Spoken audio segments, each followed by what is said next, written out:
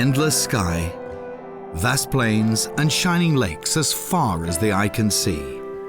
A land fit for a king, the king of the air.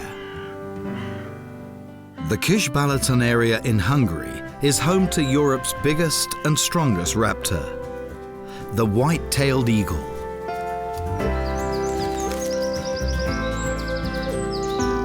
Times aren't easy for a monarch these days. The world a newly hatched eagle chick faces is uncertain as never before. Europe has grown crowded and full of new challenges.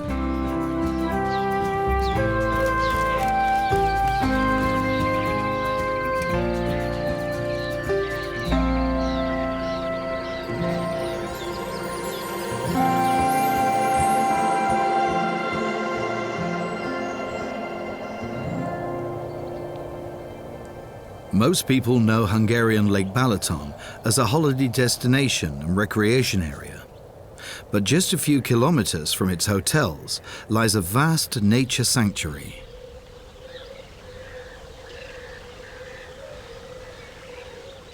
Here, white-tailed eagles have everything they need. Extensive, accessible water surfaces with an abundance of birds and fish to eat, and plenty of high, strong trees on which to build their eyries.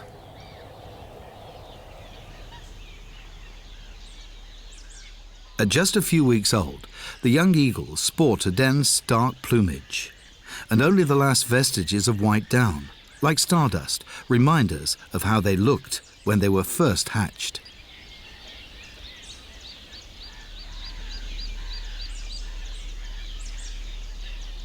Now, for the first time, the nestlings enter the sphere of human influence.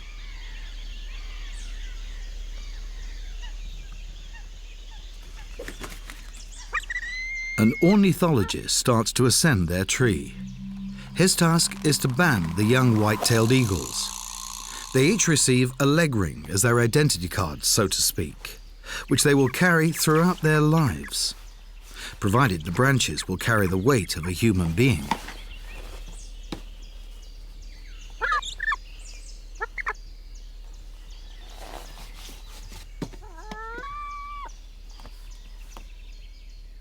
Done.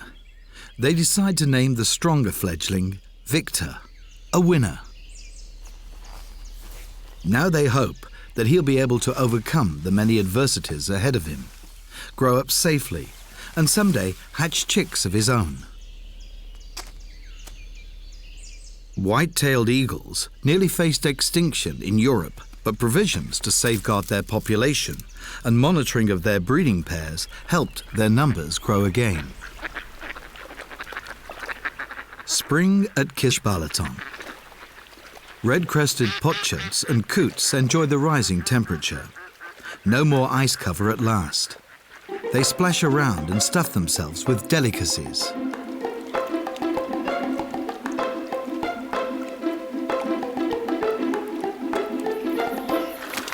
The great cormorants are organizing water games.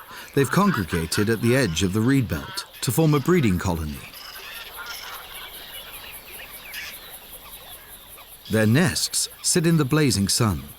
During the hot hours around noon, the chicks are given a cooling shower by their parents. The nestlings get their food from their parents' throat pouches, mostly fish.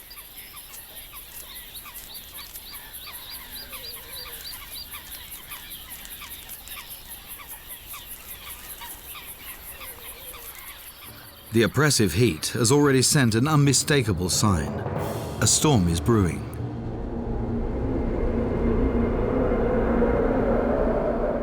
The Pannonian Basin is notorious for frequent and disastrous storms in spring.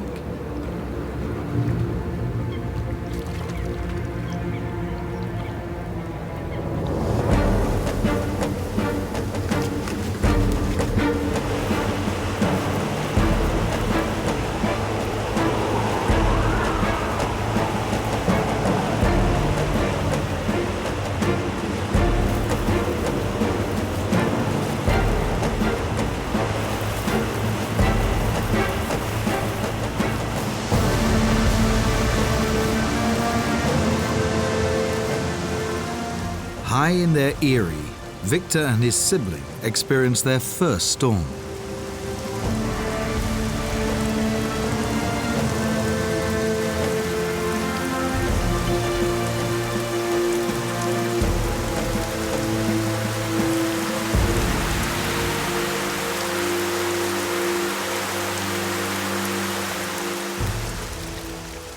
It's over. The storm concludes with a final lash of rain, then the sun returns. The storm has claimed a victim. One of the young eagles was hurled from the nest. Now, Victor is alone.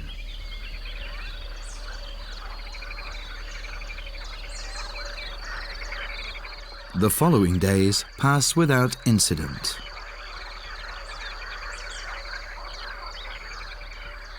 Four weeks have gone by since that terrible storm, and Victor has matured into a magnificent white-tailed eagle, not easily distinguished from his parents at first glance.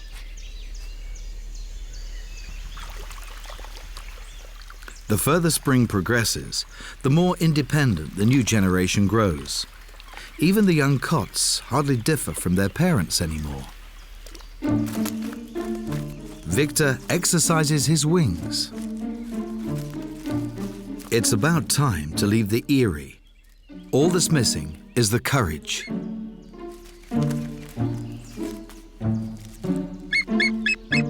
His mother tries to cheer him up.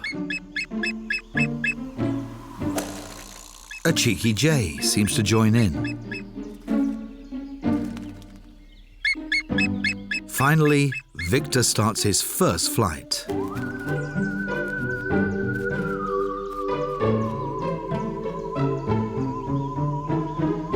It all works out beautifully.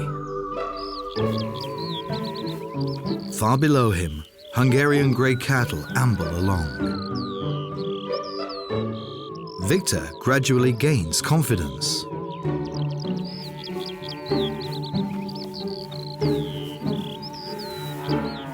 What's missing from his sketchy flight plan is a stylish landing site.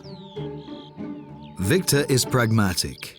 He lands in the middle of the cattle, on the ground, far from what one would expect of a stately eagle.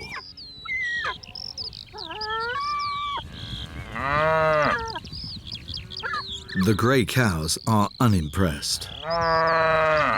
Victor appears a little confused and resolves to try again.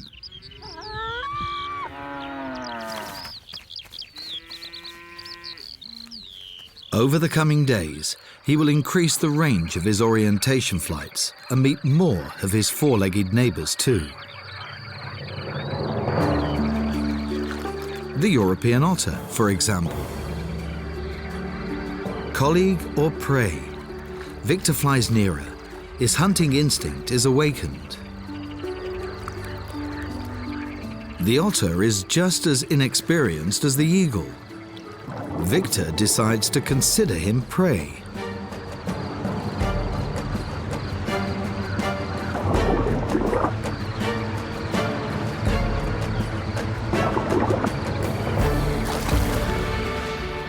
Just a few water plants.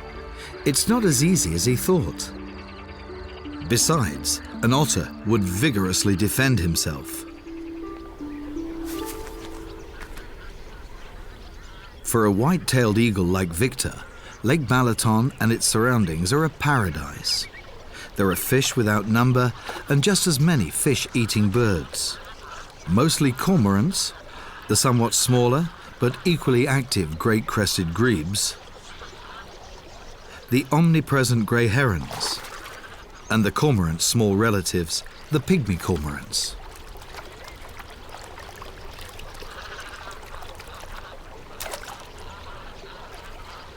Every angler knows, even if there are lots of fish, it's not easy to catch them.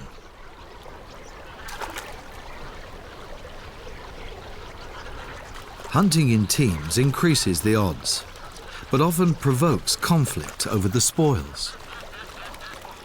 The eagle is at the top of the food chain. He feeds on fish and animals that eat fish.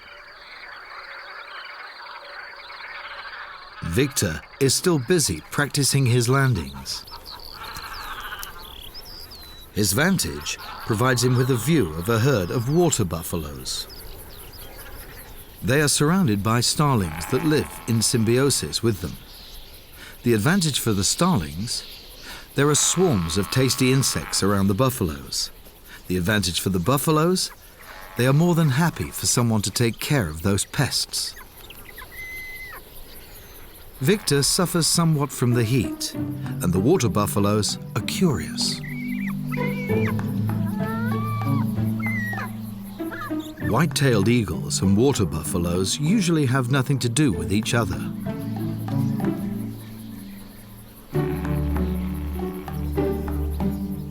And things get boring.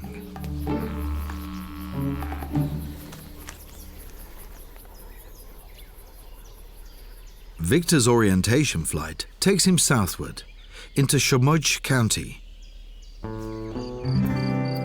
Here in 1989, with Austrian and Swiss support, a Hungarian nature conservation organization acquired a 180-hectare former pond farm and turned it into a nature sanctuary.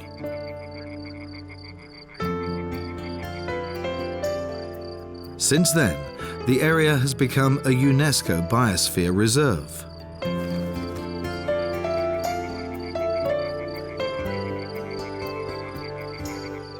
At the same time, this pond landscape was turned into a conservation area.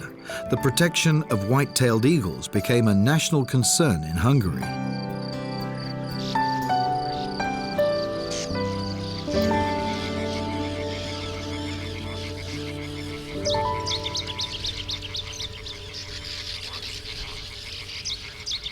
Life in the San Martin colony is like an overcrowded kindergarten. While the youngest chicks still need to be fed in their breeding burrows, the older cousins, already fledged, gather in small groups.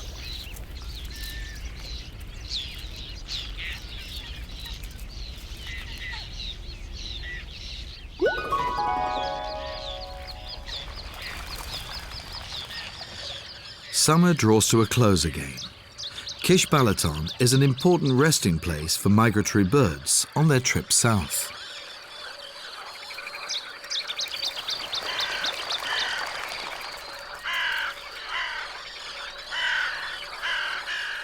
The crow's presence signals the approach of autumn.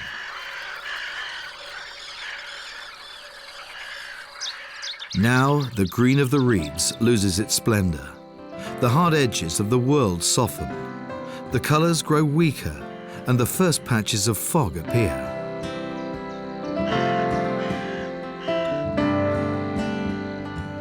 The animals seem to huddle against each other.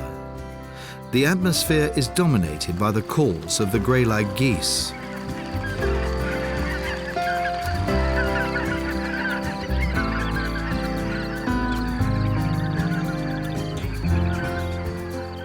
Soon, living conditions will be much harder for all.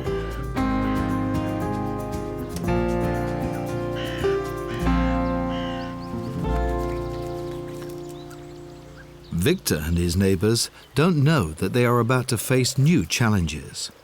They'll be tested to the utmost, not to starve or freeze to death. Final rehearsal for the cold winter sun.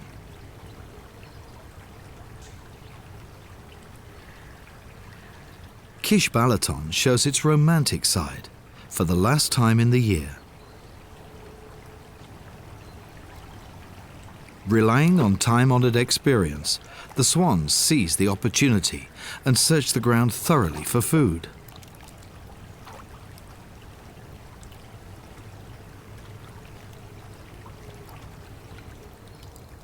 Then, a natural wonder appears.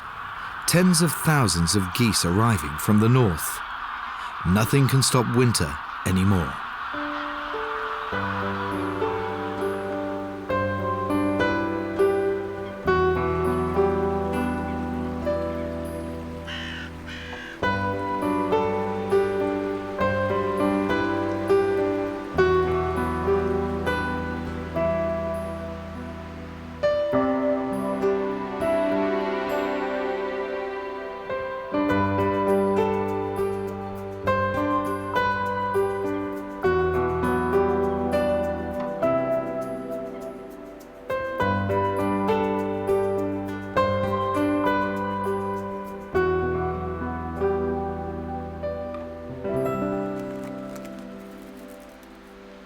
Large parts of the lake are already frozen. And familiar friends appear, the playful otters.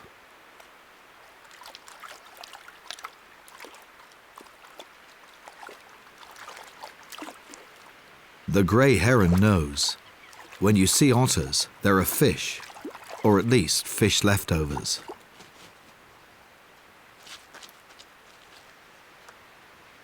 Otters often simply leave parts of their prey. Victor is sold.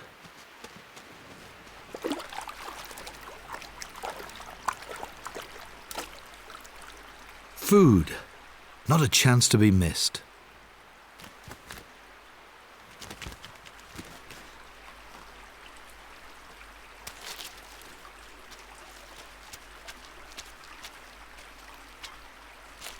The eagle is not the only one noticing the dead fish.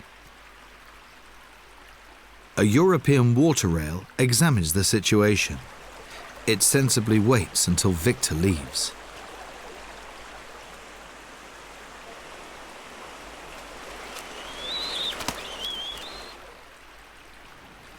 Lucky for the rail, a nice little scrap remains. From a distance, a fox examines the buffet.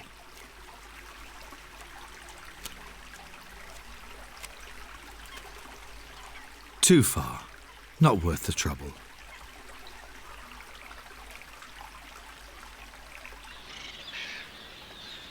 The last open water holes are densely crowded. They are the only access points where food can still be scooped from the lake. January and February are the coldest months of the year. The region is actually blessed with hours of sun, a yearly average of only a third less than that of Mallorca in the Mediterranean Sea. In the shallow water where ice has gained the upper hand, the elegant swans switch to walking. During the hard winter months, white-tailed eagles may even strike grey-lag geese. But Victor is content with a fish. Now, the beauty of Lake Balaton's nature sanctuary shows itself more in the details than in the overview.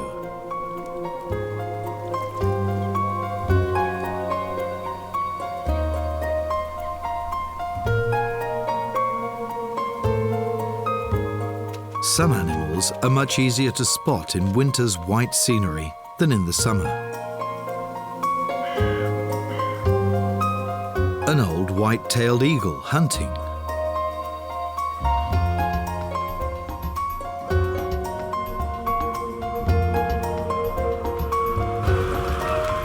The geese have nothing to fear.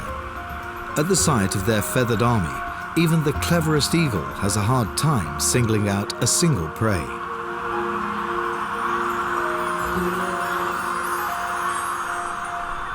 Now, what? A solitary mallard.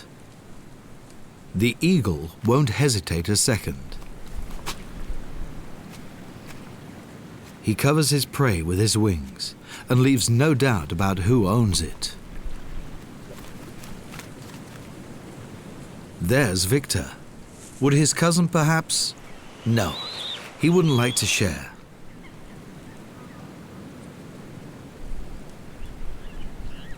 Victor takes to his wings. Wherever he goes, he is turned away. Though some white-tailed eagles seem to get along quite well. Eventually, Victor is lucky enough to find such a friend. Where white-tailed eagles feed, hooded crows are never far away. They move skillfully on the slippery ground, always within reach of food, but never close enough for sharp eagle claws to rake.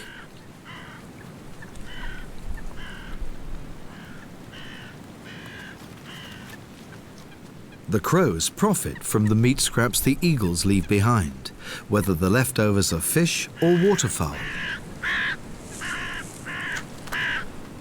The corvids are getting on Victor's nerves, and beyond them, more white-tailed eagles are starting to appear.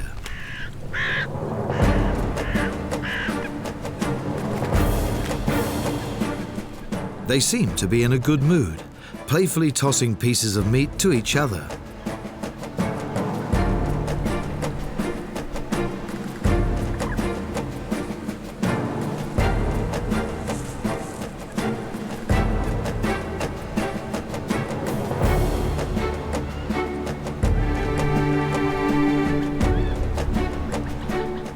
So the first winter is over with at last. By March, the average temperature has already risen to more than 10 degrees Celsius. The ice retreats, and the first spring of Victor's life will soon bring him a fateful encounter.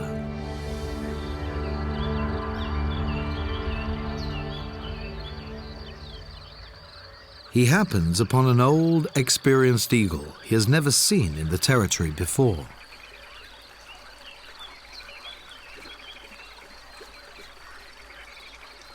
There he is, an imposing sight. A traveller who apparently has returned to his home. Most white-tailed eagles are loyal to their original territory, but every now and then, some follow the call of adventure. Will Victor be one of those explorers someday?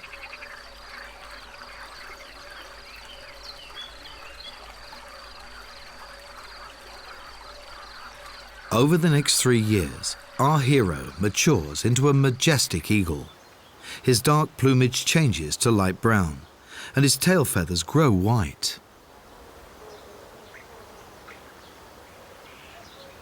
His razor-sharp claws and shining yellow beak prove that he now belongs among the adults.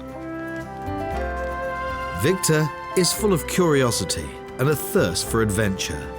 He leaves Kishbalaton and the constant squabbling with his cousins behind and takes off northward across the Alps.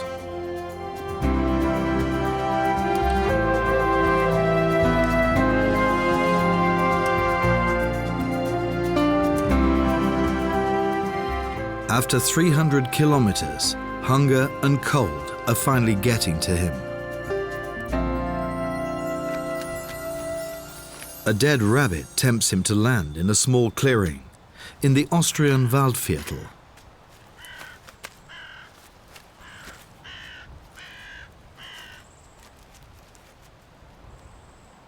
There, the pinch of hunger is gone. What Victor doesn't realize is that the meat is poisoned, with carbofuran, an insecticide banned across the European Union. A deadly trap set by people who argue that four-legged carnivores and birds of prey must be exterminated. Victor starts to feel unwell. He loses consciousness. When he awakes, he is in the University of Veterinary Medicine in Vienna. Our patient was very lucky. He survived the carbofuran poisoning. Most birds don't, because even extremely low doses are lethal for birds. Victor is well taken care of in Alexandra Scope's animal clinic. He would have felt lonely, though, if it weren't for another patient, or more precisely, a female patient. Incidentally, we have another white-tailed eagle in our clinic that's also been poisoned, but her case is lead poisoning. We frequently have birds suffering from lead poisoning here, which happens in two ways. They've either been shot with bullets containing lead, or they've ingested lead, which shows up on their X-rays. Ingestion poisoning is also a result of hunting, because parts of animals shot by hunters are sometimes left in the forest and eaten by birds.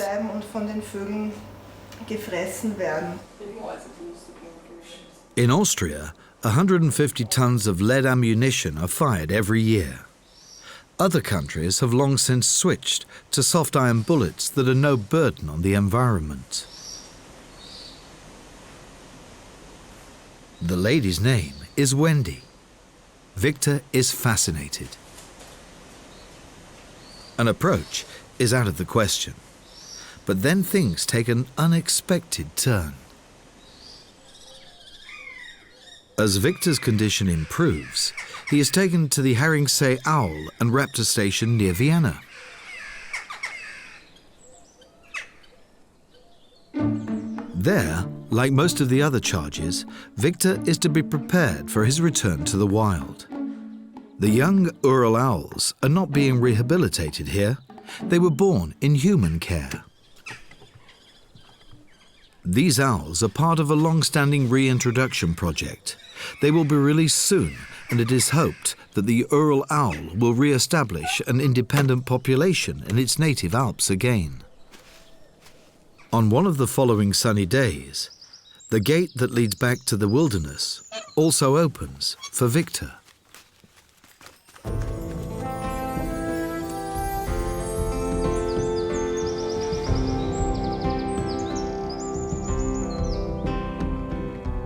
Now, there is nothing to keep him from his long journey into the north. He flies across the Czech Republic and Germany and reaches the coast of Norway.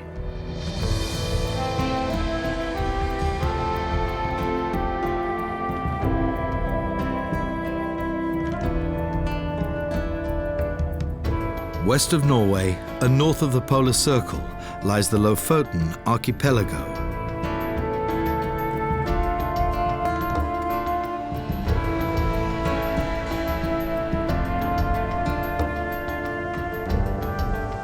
What a tour, even for a white-tailed eagle. Exhausted, Victor settles onto a rock and looks around.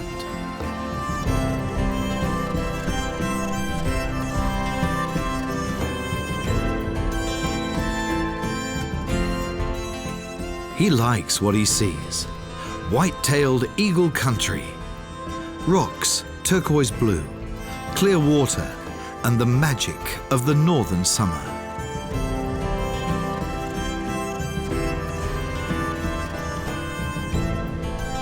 His inner clock tells him night must be falling soon. But it doesn't. During the Norwegian midsummer, the sun stays up all night, painting the coast with yellow-red light.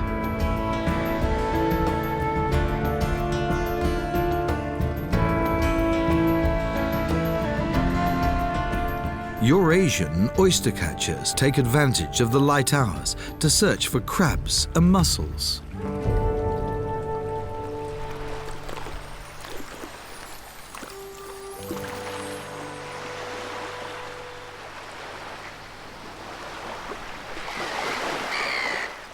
At 3 o'clock in the morning, the sun is already high in the sky again.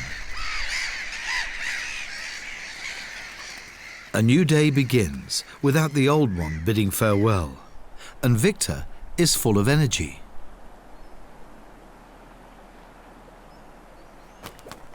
Just as he did as a teenager back in Kish Balaton, Victor sets out to explore his surroundings.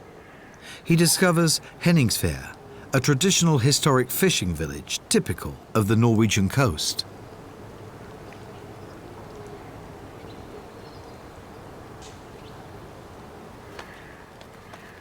There are plenty of vantage points overlooking its various sites, such as these young seagulls who are just learning to fly. Not an easy undertaking in strong winds.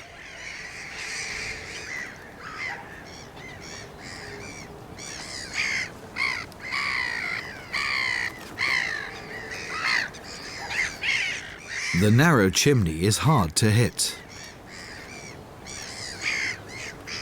Another go?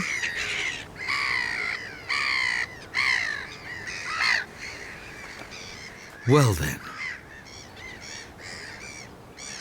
All the roofs of the fishing village belong to the seagulls, as does the airspace above them. And regarding sheer noise, the seagulls are unbeatable anyway.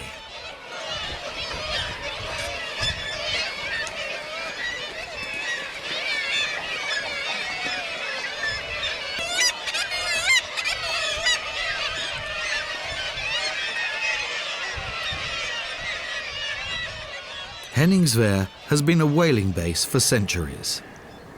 Its dilapidated houses are a sign that whaling is a dying industry.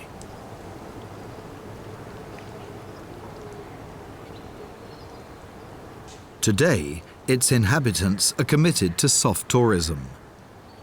Fewer cars and more cyclists.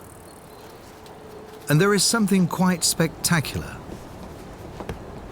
White-tailed eagle safaris.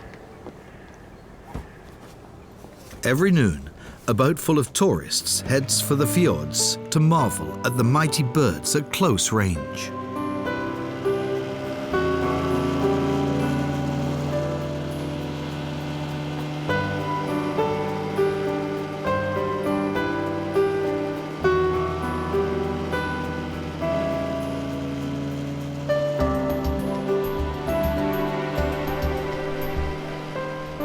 The guests are given a first-hand experience with nature. They feel the sea spray, pass solitary rocky islands and dangerous cliffs, enjoy the ocean air, and feel the cold north wind on their faces. Light-hearted nature tourists in place of hard-working whalers. Who would have expected that? Victor grows alert. He noticed that the seagulls are eagerly looking out to the sea and seem to be waiting for something.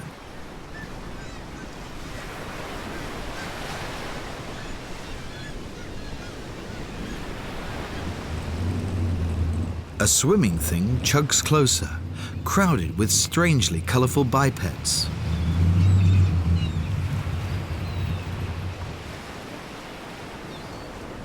The experienced seagulls know what to expect. For some reason, the bipeds toss dead fish into the sea.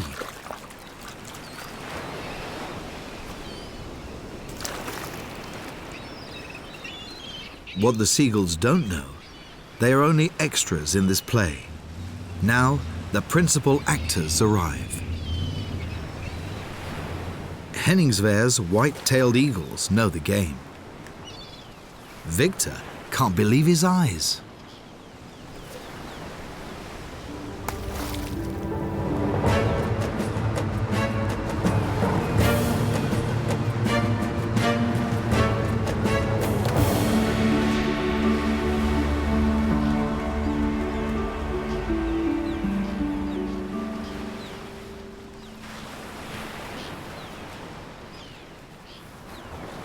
What a wonderful place. Every noon, free fish. The Eurasian oystercatcher's life exists mainly in the intertidal zone. Here, he searches for mussels, bristleworms, crabs, and insects. He feels uncomfortable with the eagle's presence and tries to drive him off. Just like the seagulls, who engage in constant mock assaults.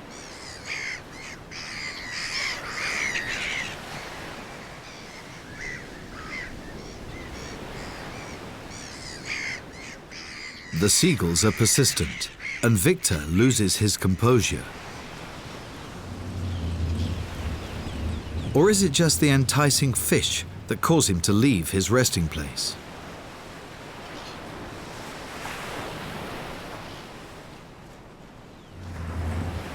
That's how fast you become a star.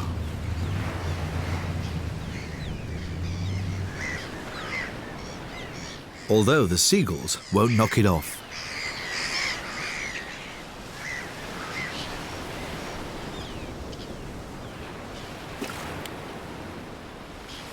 Still, it's a good day for Victor. His trip north was a success. Despite the annoying seagulls, the sky seems to have spat out by the hundreds of thousands. But it doesn't matter.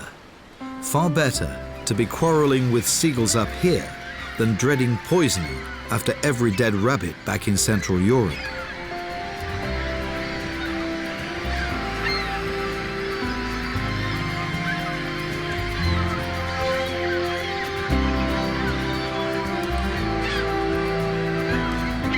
Every day, Victor explores the barren world of the Lofoten archipelago some more.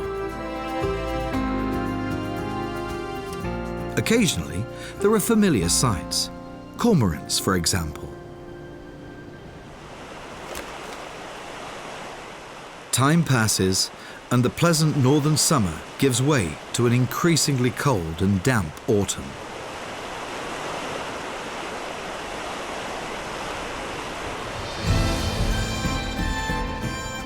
The sun no longer penetrates the clouds. The tourists have long since returned home. From a white-tailed eagle's point of view, Norway is the promised land. There are more than 3,500 breeding pairs, Europe's largest white-tailed eagle population.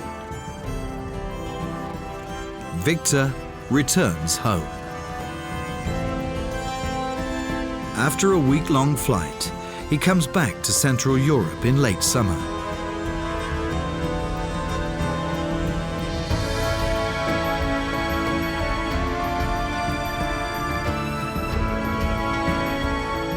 The Alps, a forester's lodge, and a forest that seems serene.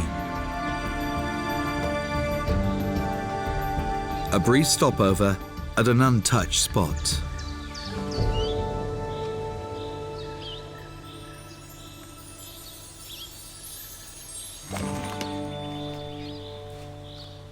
Victor looks around.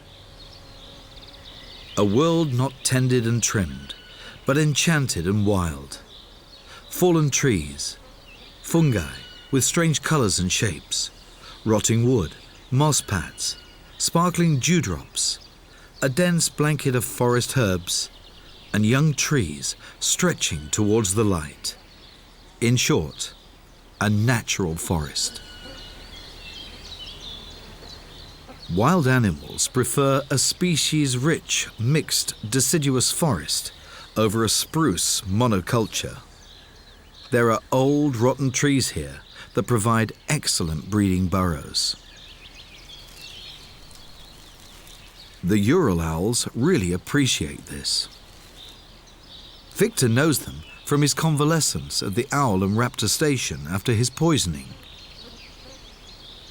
White-tailed eagles and Ural owls usually have nothing to do with each other. The owls moved here just recently. More than 50 of them have already been prepared for life in the wild and were released into the forest.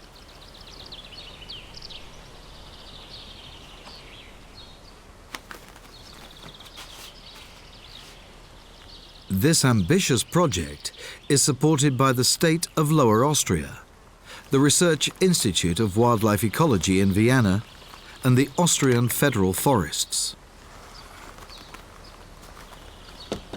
One would imagine that their great moment has come, but actually it's often hours before the Ural owls dare to venture out.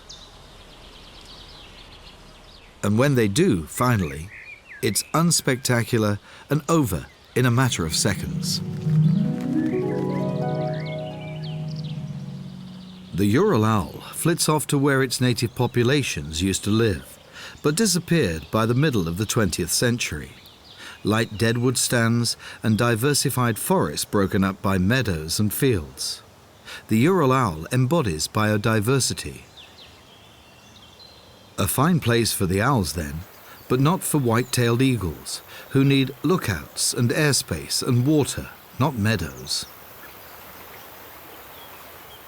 Victor has left the area and explores a new location 100 kilometers further. The Lower Austrian Camp Valley has plenty to offer a white-tailed eagle. A river, excellent vantage points, fish, and lots of sturdy trees on which to build eyries.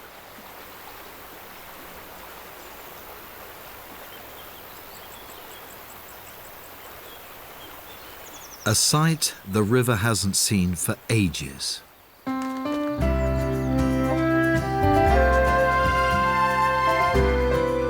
A white-tailed eagle glides along its course. Every bit as majestic as one would expect from an eagle, silent and impressive. His eyes pierce through the shining water surface. Victor sees every individual fish, provided they show up.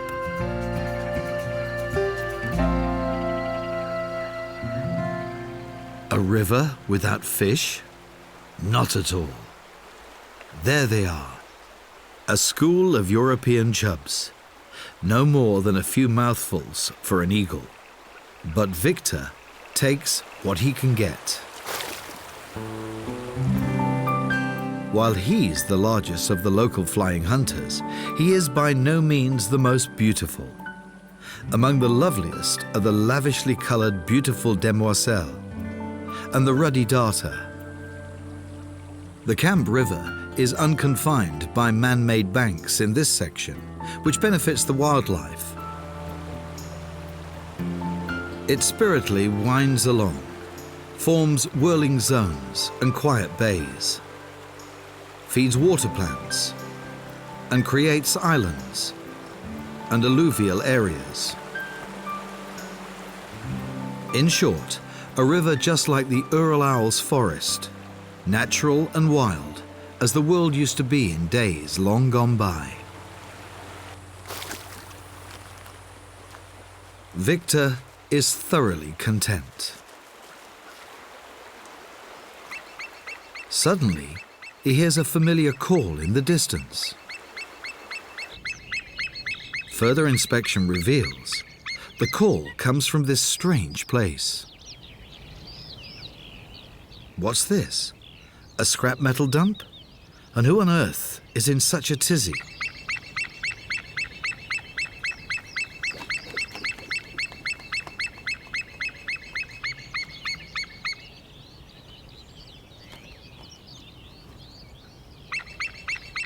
Sounds just like another white-tailed eagle. But what could he possibly be doing here of all places?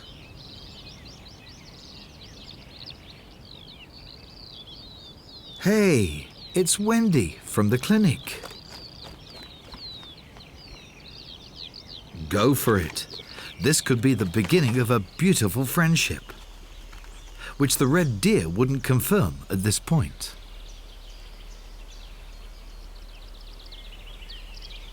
Not a soul as far as the eye can see. The Allenstein military training area is a perfect place for an eagle wedding. The deer clear off, the eagles perch atop the highest tree.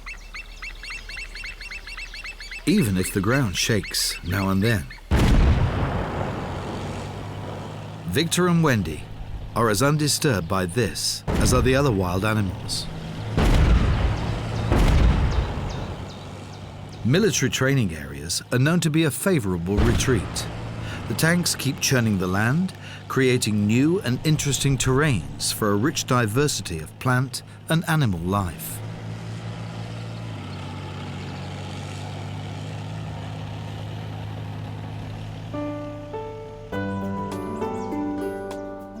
Apart from a few maneuvers each year, it's unusually quiet here. Time for the honeymoon flight.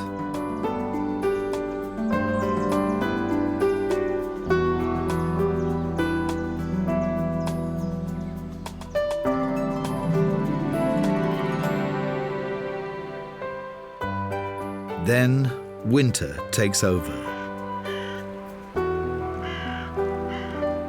When no mouse should dare an open snowfield, particularly if Ural owls are close by.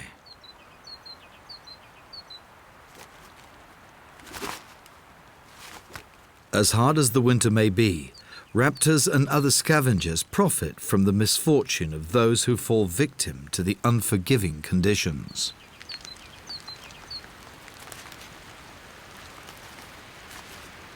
Buzzard and magpie.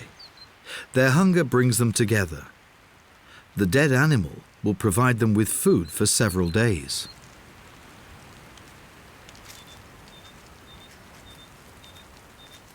Like other buzzards.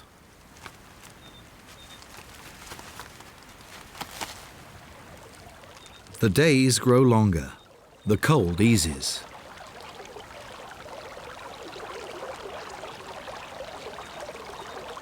Victor is in top form and full of energy. In just a few weeks, he will be the father of a young eagle.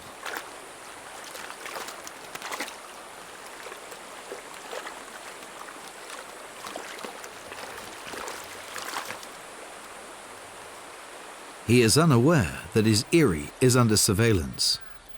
The undercover agent is a worthy adversary, the Eurasian eagle owl. An unprotected eagle nest or nestlings would tempt him. At night, of course, when he has an advantage over the eagles.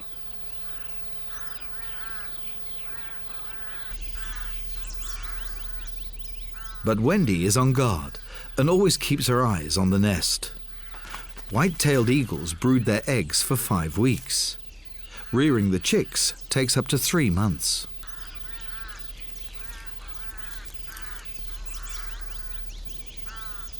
Living in a military training area really pays off. Private individuals are not allowed access here, which means no howling hikers, no mountain bikers, no dogs running free, and no poison traps. Just peace and quiet.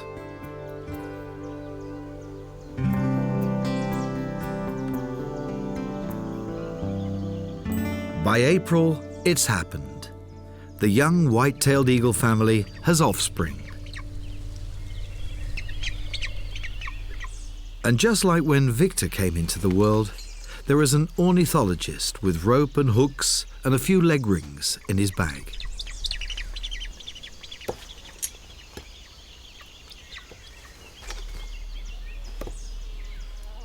There are about 10 white-tailed eagle breeding pairs in Austria every year. All of their chicks are branded.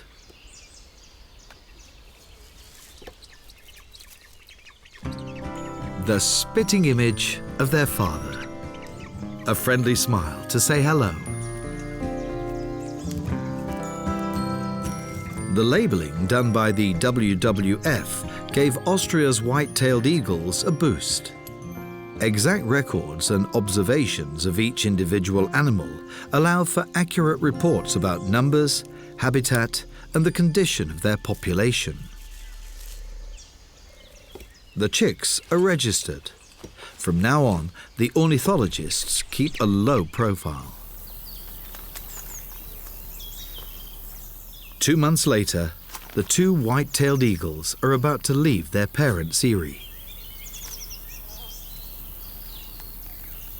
They have nothing to fear from the young eagle owls, and they'll soon learn how to fish too.